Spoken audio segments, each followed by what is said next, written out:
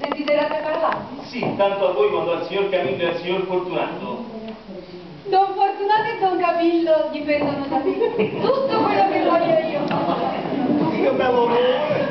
Ma che sono un po'. Quando ti ammazzi scopo si mi trattate meglio.